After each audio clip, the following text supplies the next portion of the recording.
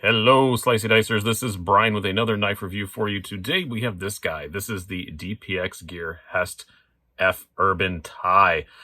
DPX Gear has been making these very kind of unique knives for quite a while. Most of them are made in Italy. This one is not. This one is made right here in the US of A by Southern Grind.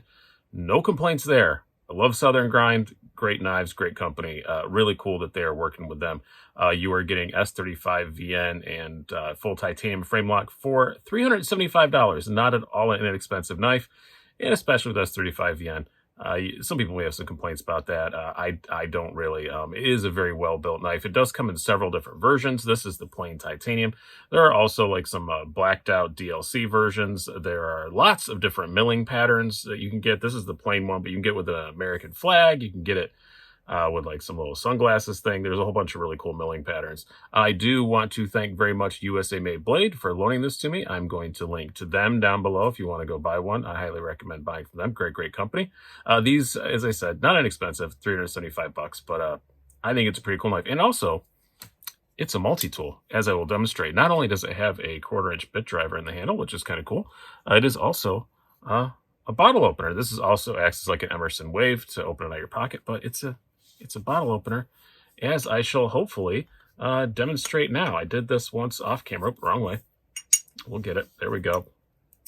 There we go. You kind of got to go around with it a little bit, but it does work. It is a bottle opener. So I'm going to now drink this beer and finish reviewing this knife. So stay tuned. So one little thing I forgot to mention when I was going through all the variants of this, there is also going to be one in CPM 154 steel and a G10 on one side, also still made by Southern Grind, coming out. It actually is out now. I have one of those on the way, but I don't have it quite yet. But yeah, that was going to be a little less expensive. It's like $280. So yeah, keep an eye out for that one if you like this design, but you want to spend a little bit less. DPX Gear doing a whole lot of new knives this year. I've also got another new DPX Gear HEST that I will be showing you when we get to size comparisons. But let's do some specs and then get to those size comparisons. First of all, we have a blade length on this guy of 2.9 inches, overall length of 6.7 inches. Like I said, a little bit smaller than the other ones. We have a blade thickness of 0.155 inches, handle thickness of 0.5 inches, and a weight, according to my scales, of 4.25 ounces, which gets the golf clap because that is exactly what they claim it is on their website. Size comparisons, we will start out with our usuals. We have your Spyderco Paramilitary 2 and the Para 3 Lightweight. Or, sorry, not the Lightweight. This is the Maximet. I switched myself up and I screwed myself up, the Maximet. So you can see even a little bit smaller than a Para 3. And we will do the usual Benchmades. We have your full-size Griptilian and the full-size Bug Out. And now, maybe even more appropriately, let's compare it to some other HESTs. So I have two here. I have the HEST, I do believe this is the 3.0. This is the D2 version made in Italy.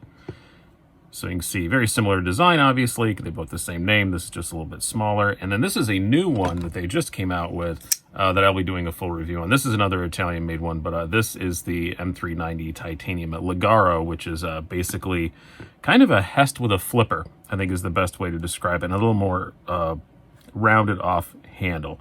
And maybe a little bit prettier. If you're, depending on your taste. Now, let's talk about this knife, the blade on this sucker. So, first of all, it is a fairly thick blade stock, and not going to lie to you, pretty thick behind the edge, too. You're looking at about 29 thousandths, so not terribly thin behind the edge. Razor sharp out of the box, though, and it slices okay. But the kind of overall feel of this knife is more of a kind of heavy-duty tool knife. I'm really not too wound up about how thick it is behind the edge. Sometimes I really want a knife to be super slicey. I don't know. Even though this is a smaller knife, it doesn't really bother me that much that it's not super slicey. I have other blades, with that thickness behind the edge, and for what they're meant for, they're great. Sometimes when you're doing stupid stuff, you would rather have that, and that's kind of what this knife is sort of meant for. Yes, it's small, but it's still definitely a a knife that is intended for hard use. It's just if you live in a place that you have to have a less than 3-inch blade but still want a hard use knife, that's kind of what this is sort of aimed at, you know, with the wave opener and the bottle opener and the bit driver and the glass breaker and all that stuff. Yeah, it's obviously what it's meant for. So I think for the purpose, the blade is very good. I do like that they publish their Rockwell hardness. They say 61, which just is pretty good for S35VN. So it's kind of cool they publish that. A lot of companies don't, much to the chagrin of others. And obviously that thick a blade stock, yeah, it's got a good old tip on it. Definitely a car door piercer. It's got a really good tip on it. Ergonomically, it's really, really good, especially for a knife this size. I have large size gloves and I can still get all 4 fingers on it, just barely, but I definitely can. No real hot spots. You can feel the clip, but I wouldn't call it a hot spot at all. It does have this kind of cool circular jimping, if that's a thing. It is now, but I like where it lands. It works really, really well. Ergonomically, it's pretty good. It's definitely kind of blocky, but it feels pretty darn good in the hand. No complaints there whatsoever. Also, no complaints about how it carries. Awesome deep carry clip on it, and it's just mounted by this up here. I know that the Ligaro that I got came with 2 different tips, so you could swap it out and not have the glass breaker if you don't want it. I don't know if they make that for this one or not. It did not come with that. So, but yeah, pretty much disappears in the pocket. All that's sticking up is the glass breaker. That's all you see. 4.25 ounces. Yeah, it's a little hefty for a knife this size, but it doesn't really bother me in the pocket too much. No flipper tab, so absolutely nothing to catch your hand as it goes by.